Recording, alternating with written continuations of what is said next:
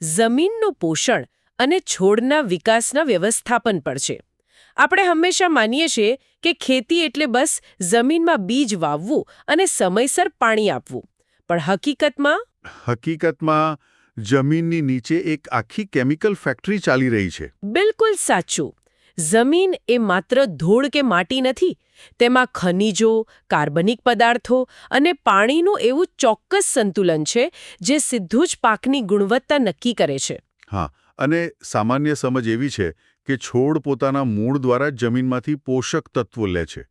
પણ આમાં એક બહુ જ રસપ્રદ બાબત એ છે કે આપણે પાંદડા પર સીધો છંટકાવ કરીને પણ પોષણ આપી શકીએ છીએ, ખરું ને? અરે વાહ, હા, જેને આપણે ફોલિયર સ્પ્રે કહીએ છીએ.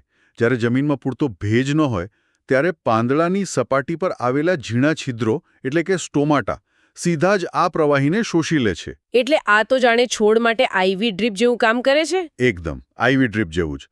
ભારે અછત હોય ત્યારે આ ઝડપી પરિણામ આપે છે. પણ જો પાંદડા આટલી સરળતાથી પોષણ લઈ શકતા હોય તો પછી જમીનમાં ખાતર ઉમેરવા પર આટલો ભાર કેમ મુકાય છે? મૂળની ભૂમિકા તો મુખ્ય જ રહેવાની ને. જુઓ, બહુ સચોટ અવલોકન છે આ. ફોલિયર સ્પ્રે એ માત્ર તાત્કાલિક ઉકેલ છે.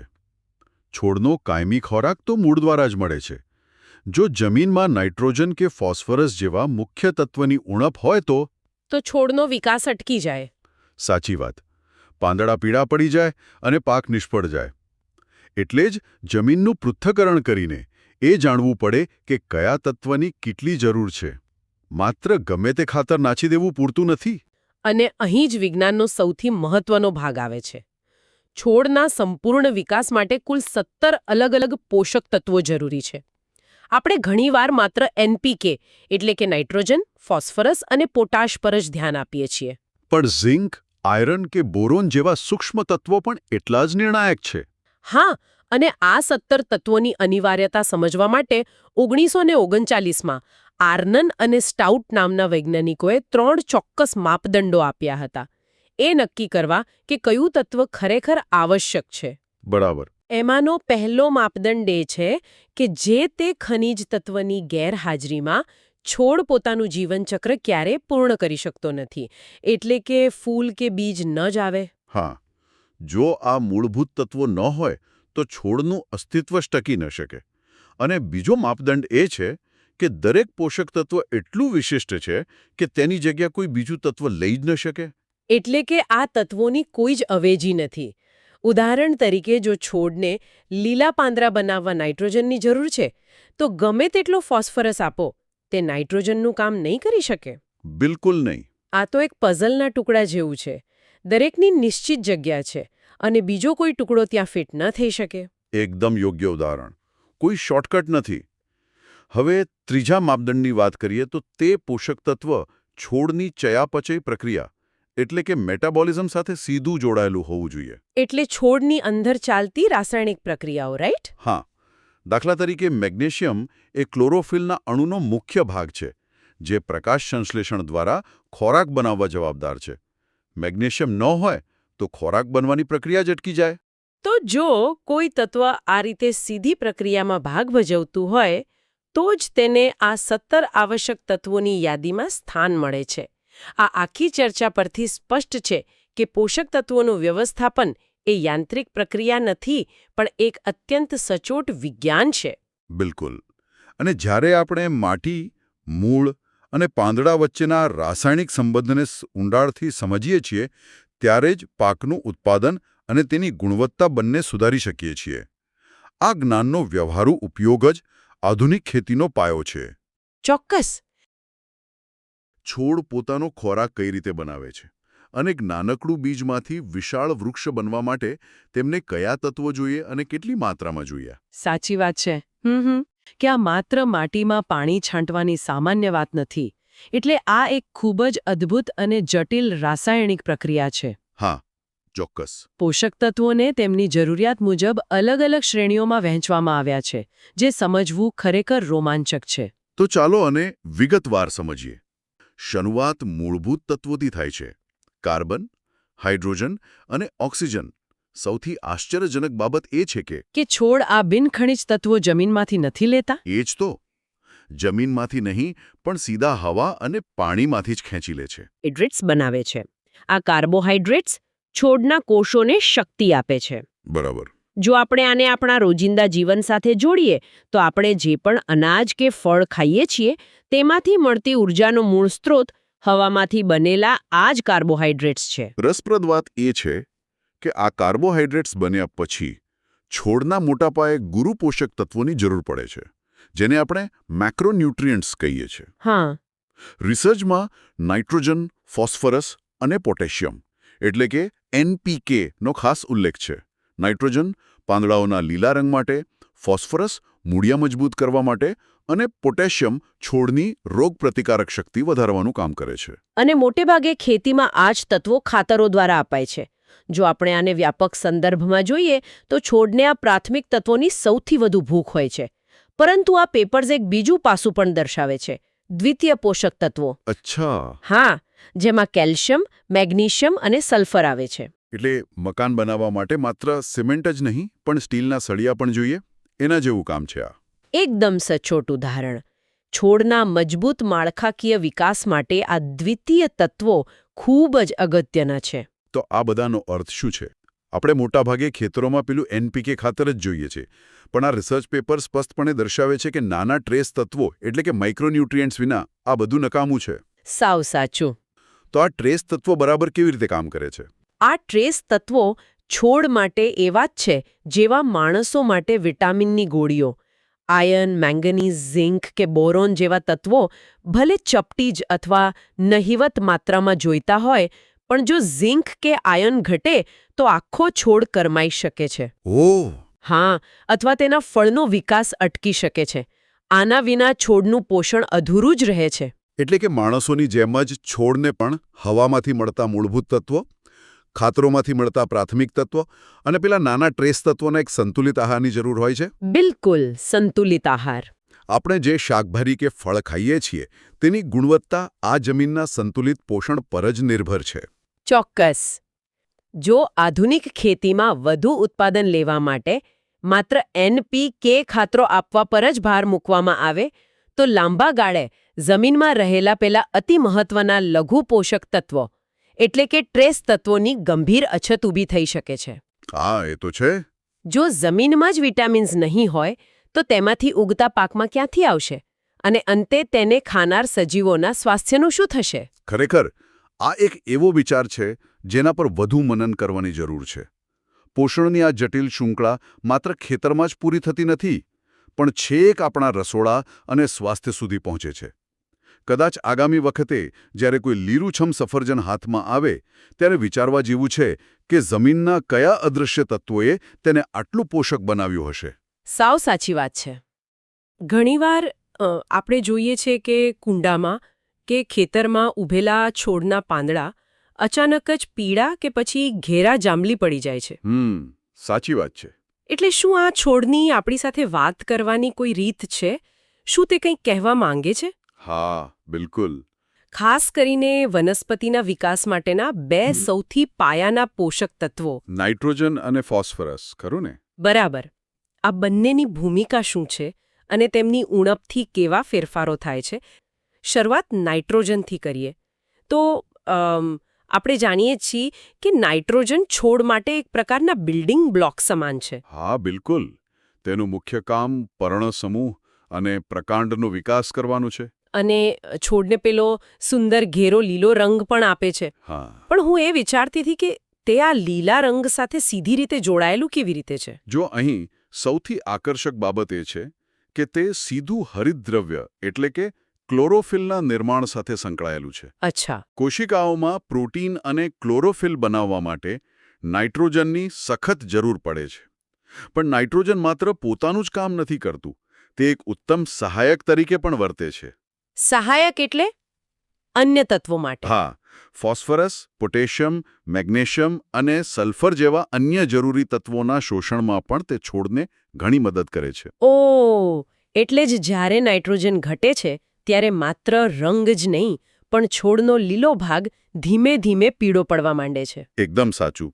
જ્યારે આ ઉણપ સર્જાય છે ત્યારે પ્રકાંડ ટૂંકા રહે છે અને પાંદડા નાના થઈ જાય છે. અને આખો છોડ વામન એટલે કે નાનો રહી જાય છે. જાણે તેને બધો ઉત્સાહ ગુમાવી દીધો હોય એવું લાગે. હા, એવું જ કંઈક. હવે જો આપણે આને મોટા ચિત્ર સાથે જોડીએ તો આ બધી પ્રક્રિયા ચલાવવા માટે જે ઊર્જા જોઈએ છે તે જમીનની નીચેથી આવે છે. અહીં એક ખરેખર રસપ્રદ વાત આવે છે. જ્યારે નાઇટ્રોજન ઉપરના વિકાસ માટે છે, ત્યારે ફોસ્ફરસ મૂળની મજબૂત રચના માટે કામ કરે છે. બરાબર.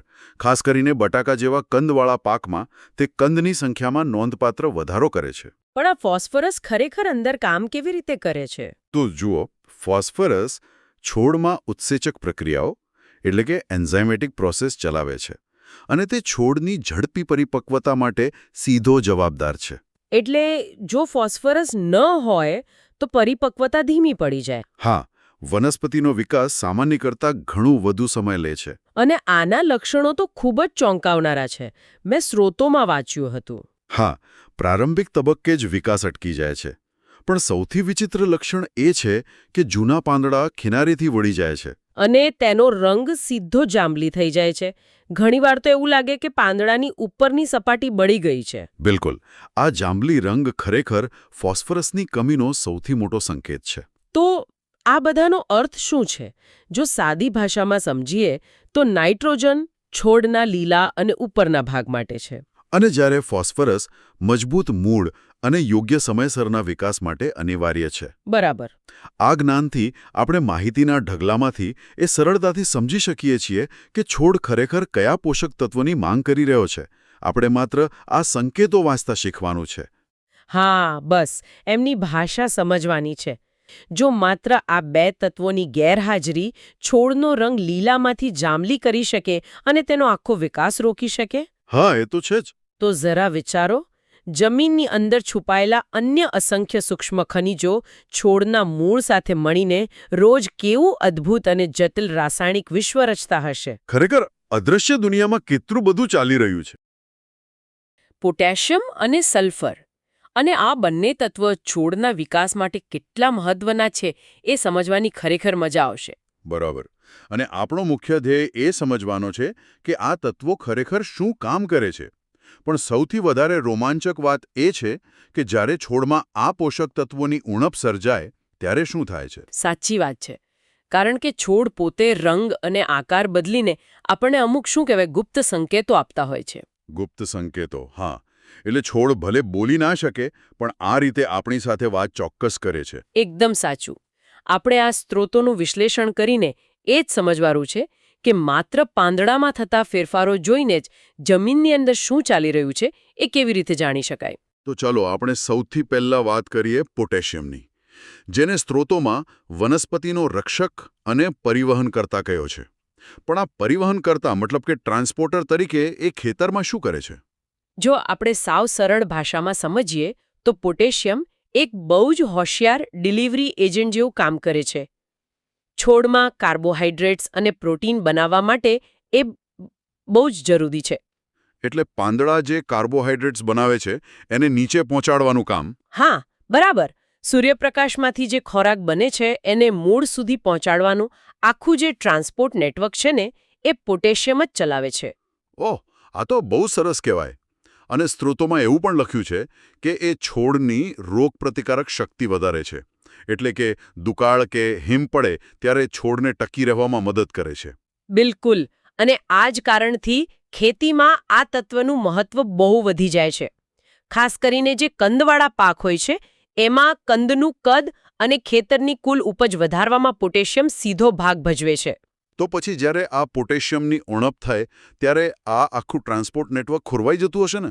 હા, આખું નેટવર્ક જ ખોરવાઈ જાય. અને જો ખેડૂત ધ્યાન આપે તો શરૂઆતમાં જ કંદનો વિકાસ અટકી ગયેલો જોવા મળે. પણ એ જમીનની અંદર હોય એટલે તરત કદાચ ના પણ દેખાય. તો પછી બહારથી કેવી રીતે ખબર પડે? સ્ત્રોતોમાં જે લક્ષણો આપ્યા છે એ ખરેખર દેખાય છે કેવા? પાંદડાઓ બહુ સ્પષ્ટ સંકેત આપે છે. એમનો જે સામાન્ય લીલો રંગ હોય ને એ બદલાઈને એકદમ ઘાટો વાદળિયા લીલો થઈ જાય છે. અને બે ગાંઠો વચ્ચેનો જે વિકાસ થવો જોઈએ ડાળી પર એ રૂંધાઈ જાય છે. અચ્છા, એટલે કે છોડની ઊંચાઈ વધતી જ બંધ થઈ જાય. હા, ઊંચાઈ અટકી જાય. અને જો ઉણપ બહુ વધી જાય ને તો છેડાના જે પાંદડાઓ હોય એ તામ્રવર્ણના એટલે કે લગભગ તાંબા જેવા રંગના થઈ જાય છે. તાંબા જેવા રંગના આ તો બહુ અલગ જ લક્ષણ કહેવાય. હા, અને એના પર પીળા ટપકા પણ ઉપસી આવે છે. જો સ્થિતિ બહુ ગંભીર બને તો પાંદડાનું ઉપરનું પડ સૂકાઈ જાય છે અને છોડ સમય કરતાં પહેલા જ મૃત્યુ પામે છે. મતલબ જો સમયસર આ તાંબા જેવા રંગના પાંદડા કે પેલી વાદળિયા રંગની ઝાંઈ ઓળખી લેવામાં આવે તો આખો પાક બચાવી શકાય. એકદમ સાચી વાત છે. તો જો પોટેશિયમ આ ટ્રાન્સપોર્ટ અને રક્ષણનું કામ કરે છે તો પછી બીજું તત્વ એટલે કે સલ્ફર ક્યાં જોડાય છે આખી પ્રક્રિયામાં? સલ્ફરને આપણે વનસ્પતિના ચયાપચયનો સંચાલક કહી શકીએ. ચયાપચય એટલે ખોરાક પચાવવાની આખી સિસ્ટમ, બરાબર ને? હા, એ જ. મૂળ અને છોડની એકદમ સ્વસ્થ વૃદ્ધિ માટે અને ખાસ તો પ્રોટીનની રચના માટે સલ્ફર અનિવાર્ય છે. પણ પોટેશિયમની સરખામણીમાં આ સલ્ફરની ઉણપના લક્ષણો કેવી રીતે અલગ પડે છે? કારણ કે આપણે જોયું કે બંનેમાં પાંદડાના રંગ તો બદલાય જ છે. મુખ્ય તફાવત એ છે કે સલ્ફરની ઉણપમાં જે નવા ફૂટેલા અંકુર હોય એ આછા લીલા થઈ જાય છે અને પાંદડા પરની નસો પીળાશ પડતી દેખાવા લાગે છે. ઓહ, એટલે નસો પીળી થઈ જાય. હા, અને સૌથી નોંધવા જેવી બાબત એ છે કે પાંદડા પીળા પડવાની શરૂઆત હંમેશા છોડના ઉપરના ભાગથી જ થાય છે. એટલે નવી કૂંપળોથી શરૂઆત થાય. જ્યારે સામાન્ય રીતે આપણે જોઈએ તો પાંદડા નીચેથી પીળા પડતા હોય છે, ખરું ને? બિલકુલ. આ ઉપરથી પીળા પડવાની પ્રક્રિયા સીધી રીતે ક્લોરોફિલની ઉણપ દર્શાવે છે. ક્લોરોફિલ, જેના કારણે પાંદડા લીલા હોય છે. હા, એ પૂરતા પ્રમાણમાં બની જ નથી શકતું. અને જો આ સલ્ફરની કમી બહુ લાંબો સમય રહે તો પ્રકાંડ એટલે કે ડાળખીઓ રતાશ પડતા રંગની થઈ જાય છે. પાંદડાની કિનારીઓ અંદરની તરફ વળી જાય છે. અંદરની તરફ વળી જાય અને વૃદ્ધિ પણ અટકી જતી હશે. હા, વૃદ્ધિ તો સાવ જ થંભી જાય છે. તો ક્યાંક તાંબા જેવા પાંદડા તો ક્યાંક રતાશ પડતો પ્રકાંડ અને અંદર વળેલા પાન. સરળ શબ્દોમાં કહીએ તો આ સ્ત્રોતો આપણને એ શીખવાડે છે કે ખેતી માત્ર બીજ વાવવાની અને પાણી આપવાની પ્રક્રિયા નથી. સાચી વાત છે. એ એક કળા છે. હા, છોડની આ જે દૃશ્યમાન ભાષા છે એને વાંચવાની અને સમજવાની કળા. કેલ્શિયમ અને મેગ્નેશિયમ પાકનો વિકાસ, તેનું સ્વાસ્થ્ય અને તેનું કદ કેવી રીતે નિયંત્રિત કરે છે? જુઓ, આ બે તત્વો ખેતી અને વનસ્પતિ વિજ્ઞાનમાં પાયાના પથ્થર સમાન છે. ભલે તે માત્ર જમીનમાં રહેલા સાવ નાના સૂક્ષ્મ તત્વો લાગતા હોય, પણ તેમની અસર પાકના આખા જીવનચક્ર પર પડે છે. હા, ચાલો આને વિસ્તારથી સમજીએ. સૌથી પહેલા કેલ્શિયમની વાત કરીએ તો જ્યારે આપણે કેલ્શિયમ વિશે વિચારીએ ત્યારે તરત જ મજબૂત હાડકાં યાદ આવે. સાચી વાત છે. છોડ માટે પણ આ વાત એટલી જ સાચી છે. કેલ્શિયમ એ છોડની કોષ દિવાલનો ખૂબ જ મહત્વપૂર્ણ ઘટક છે. તે છોડનો ઉત્સાહ વધારે છે, જાણે કે કોઈ ઈંટની દિવાલમાં સિમેન્ટ પુરાયો હોય. એકદમ સચોટ ઉદાહરણ છે. અને રોજબરોજના જીવન સાથે આને જોડીએ તો આપણે બજારમાંથી જે મોટા અને સારા દેખાતા બટાકા લાવીએ છીએ તેની પાછળ આ કેલ્શિયમનો જ જાદુ છે. બરાબર. તે બટાકા જેવા કંદવાળા પાકોમાં મોટા કંદની ઉપજમાં વધારો કરે છે અને પ્રોસેસિંગ માટે તેની ગુણવત્તા શ્રેષ્ઠ બનાવે છે. પણ અહીં રસપ્રદ વાત એ છે કે જ્યારે આ સિમેન્ટ એટલે કે કેલ્શિયમની ખામી સર્જાય છે ત્યારે આખું માળખું નબળું પડી જાય છે. તેના લક્ષણો ખૂબ જ સ્પષ્ટ હોય છે. હા, દેખાઈ આવે તરત. ઉદાહરણ તરીકે છેડાની કળીઓ એટલે કે છોડનો સૌથી ઉપરનો વિકસતો ભાગ. તેનો વિકાસ સાવ અટકી જાય છે. પાંદડા સામાન્ય રીતે વિકસિત થતા નથી. તે એકદમ નાના અને દેખાવે કરચલીવાળા બની જાય છે, જાણે કે છોડ પોતાની જાતને સંકોચી રહ્યો હોય.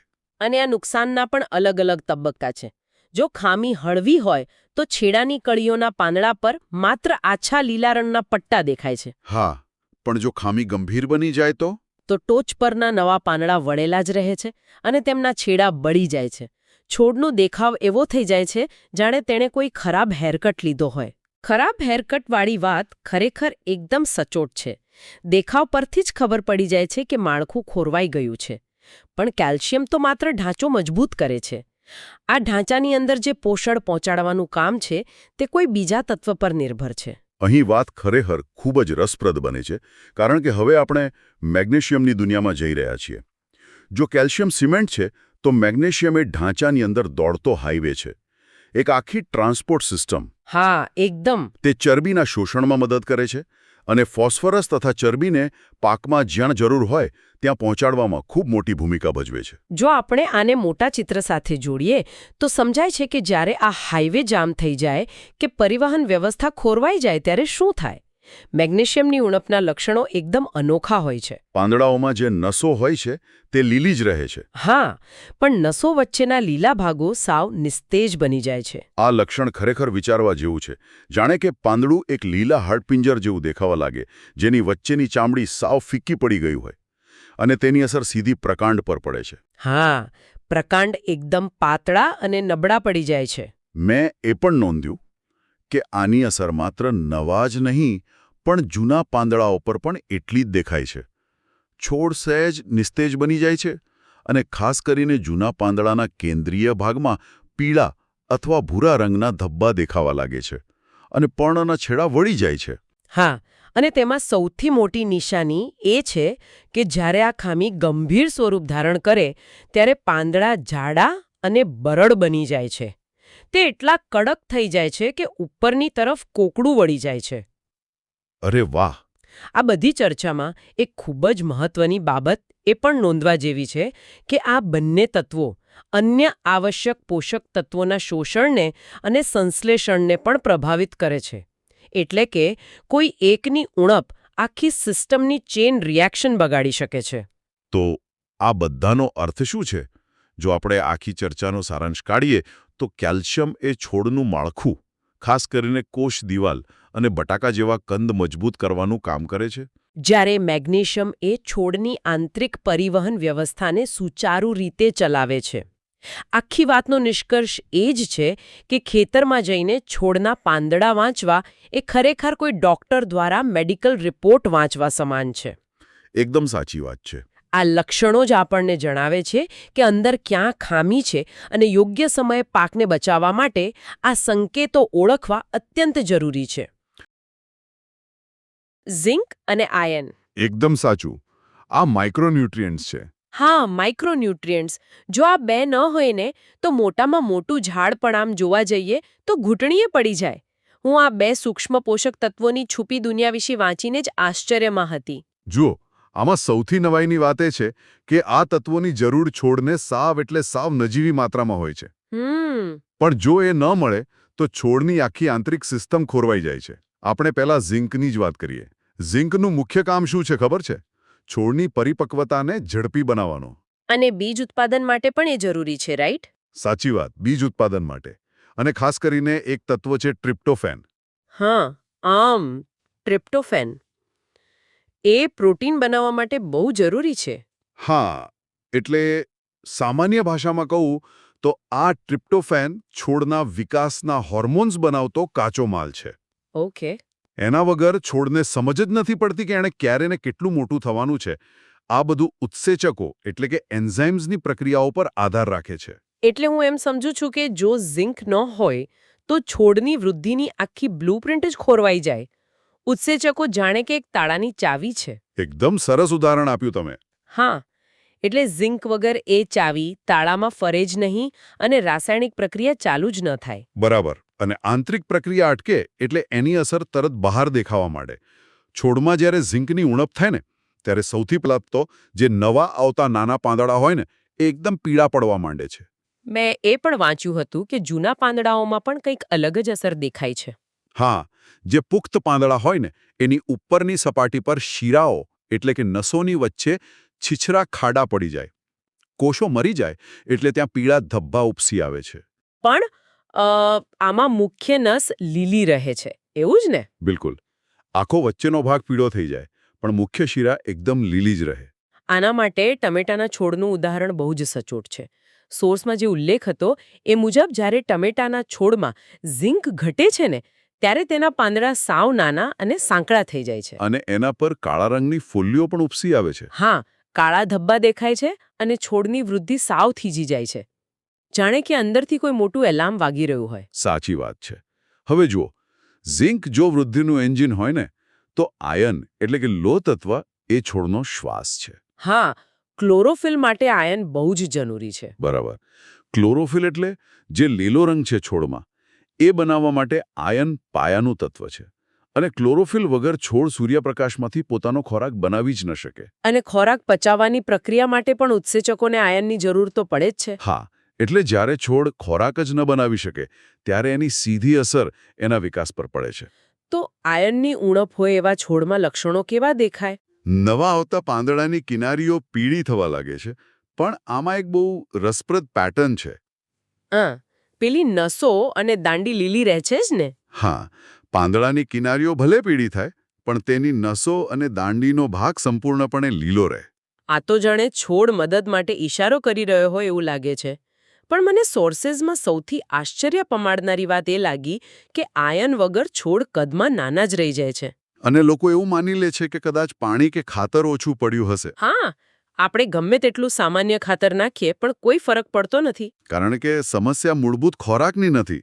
આ એક ચોક્કસ તત્વની, જેને કહેવાય ને કે છુપી ભૂખ છે. છુપી ભૂખ. આ શબ્દ બહુ જ બંધબેસતો છે. આપણે કદાચ ઉપરથી બધું જ બરાબર કરતા હોઈએ, પણ અંદરથી છોડ માત્ર એક સૂક્ષ્મ તત્વ માટે તરસી રહ્યો હોય. એટલે જ્યારે પણ છોડનો વિકાસ અટકે ને, ત્યારે માત્ર ખાતર પાણીનો વાંક કાઢવાને બદલે આ માઇક્રોન્યુટ્રિયન્ટ્સના અસંતુલન વિશે ચોક્કસ વિચારવું જોઈએ. રંગ અને વિકાસ માટે અદૃશ્ય એન્જિનની જેમ કામ કરે છે. બિલકુલ. એક પણ કડી તૂટે એટલે આખી સાંકળ વિખરાઈ જાય. હા. જો એક સામાન્ય છોડને બધું જ સામાન્ય રીતે મળતું હોય, પણ માત્ર આયન કે ઝિંક જેવા એક અતિ સૂક્ષ્મ તત્વની ગેરહાજરીથી તેનો વિકાસ જો સંપૂર્ણપણે અટકી પડતો હોય, તો આપણી આસપાસની આટલી વિશાળ જીવસૃષ્ટિ અને પ્રકૃતિના સ્વાસ્થ્યને નિયંત્રિત કરતા આવા બીજા કેટલાય અદૃશ્ય અને સૂક્ષ્મ રાસાયણિક અસંતુલનો હશે, જેના વિશે આપણે હજુ કશું જ જાણતા નથી. મેંગેનીઝ અને કોપરની ભૂમિકા. હા, કારણ કે જેમ માણસોને યોગ્ય પોષણ જોઈએ, એમ છોડને પણ તેની જરૂરિયાત હોય જ છે. બિલકુલ. અને આ માઇક્રોન્યુટ્રિયન્ટ્સ કેવી રીતે કામ કરે છે એ ખરેખર જાણવા જેવું છે. ચાલો મેંગેનીઝથી શરૂઆત કરીએ. ચોક્કસ. કે મેંગેનીઝ વનસ્પતિના શ્વસન માટે બહુ જરૂરી છે. હા, અને શ્વસનની સાથે સાથે પ્રકાશ સંશ્લેષણ વખતે જે ઓક્સિડેશન રિડક્સ પ્રક્રિયા થાય છે ને, તેમાં પણ આ તત્વ બહુ મોટો ભાગ ભજવે છે. એટલે કે આખી એનર્જી સિસ્ટમનો આધાર. પણ જ્યારે આની ઉણપ થાય ત્યારે ખરેખર શું થાય છે? જો, જ્યારે મેંગેનીઝ ઘટે છે, ત્યારે છોડ સિગ્નલ આપે છે. ખાસ કરીને પાંદડાઓની આંતરશિરાઓ વચ્ચે એક હળવું ક્લોરોસિસ જોવા મળે છે. હળવું ક્લોરોસિસ એટલે કે હરિતદ્રવ્યની ઉણપ. હા, સાચી વાત. પણ સૌથી રસપ્રદ વાત એ છે કે જ્યારે પુખ્ત પાંદડાને પ્રકાશની સામે રાખીને જોવાય છે ને... અરે હા, સ્ત્રોતોમાં આનો બહુ સરસ ઉલ્લેખ છે. શિરાઓ એકદમ જાળીદાર દેખાવા લાગે છે. એકદમ સાચું. પાંદડાને અજવાળામાં જુઓ તો શિરાઓ જાળીદાર દેખાય, અને એ શિરાઓ વચ્ચેના ભાગમાં આછા પીળા કે બદામી ધબ્બા પણ દેખાય. આ તો ખરેખર એક સ્પષ્ટ વિઝ્યુઅલ છે. બિલકુલ. મેંગેનીઝની કમી ઓળખવી આનાથી સરળ બની જાય છે. આ તો થઈ મેંગેનીઝની વાત. પણ બીજું એક સૂક્ષ્મ તત્વ છે જેની વાત મને બહુ જ આશ્ચર્યજનક લાગી: કોપર. હા, કોપરનું કામ થોડું અલગ લેવલનું છે. સામાન્ય રીતે આપણને લાગે કે કોપર માત્ર રંગદ્રવ્યો કે હરિતદ્રવ્યના સંશ્લેષણ માટે છે, પાંદડાને ઘેરો લીલો રંગ આપવા માટે. પણ એવું નથી. સ્ત્રોતો મુજબ કોપર શાકભાજીમાં સ્વાદની ગુણવત્તા અને શર્કરાનું પ્રમાણ પણ વધારે છે. મને એ વિચાર આવે છે કે એક ધાતુ શાકભાજીને મીઠાશ કેવી રીતે આપી શકે? એ જ તો કમાલ છે આ સૂક્ષ્મ તત્વોની. કોપર છોડની અંદરના સંશ્લેષણને એટલું સક્રિય કરે છે કે જેનાથી માત્ર સ્વાદ જ નહીં, પણ પાકની એકંદર ઉપજ પણ સુધરે છે. પણ જો આટલા મહત્વના તત્વની કમી થાય તો નુકસાન તો મોટું જ થતું હશે. ઘણું ગંભીર નુકસાન થાય છે. કોપરની ઉણપથી પુખ્ત પાંદડાઓની ટોચના જે કોષો હોય છે તે મૃત્યુ પામે છે. જેને સેલ ડેથ કહેવાય. ત્યાં પણ બદામી ધબ્બા જોવા મળે છે ને? હા, પણ વાત માત્ર ધબ્બા પર નથી અટકતી. પણો સમય પહેલા જ ખરી પડે છે. ખામીયુક્ત છોડના પાંદડા સાવ કોકડું વળી જાય છે. ઓહ, એટલે કે આખો આકાર જ બદલાઈ જાય છે? બિલકુલ. અને એમના પર્ણદંડ સીધા રહેવાને બદલે નીચે તરફ વળી જાય છે. એટલે બંને વચ્ચેનો તફાવત બહુ સ્પષ્ટ છે. મેંગેનીઝ અને કોપર બંનેની ઉણપ પાંદડા પર અલગ અલગ ચિહ્નો છોડે છે. હા, જાળીદાર શિરાઓ હોય તો મેંગેનીઝની ઉણપ સમજવી, અને પાંદડા વળી જાય કે પર્ણદંડ ઝૂકી જાય તો કોપરની. તો જો આખી ચર્ચાનું સાર કાઢીએ તો મેંગેનીઝ ઊર્જા અને શ્વસન માટે છે, અને કોપર સ્વાદ, રંગ અને પાક ઉપજ માટે. ચોક્કસ. બગીચા કે ખેતરમાં આ અવલોકન બહુ કામ લાગી શકે. આનાથી વનસ્પતિની તકલીફો અને જરૂરિયાતો સરળતાથી ડીકોડ કરી શકાશે. સાચી વાત છે. પાંદડાઓનું માત્ર બારીકાઈથી અવલોકન કરવું એ બહુ મોટી સ્કિલ છે. એકદમ સાચું. હવે આજના આ વિશ્લેષણને અંત તરફ લઈ જતા પહેલા એક વિચારવા જેવી વાત અહીં મૂકવી છે.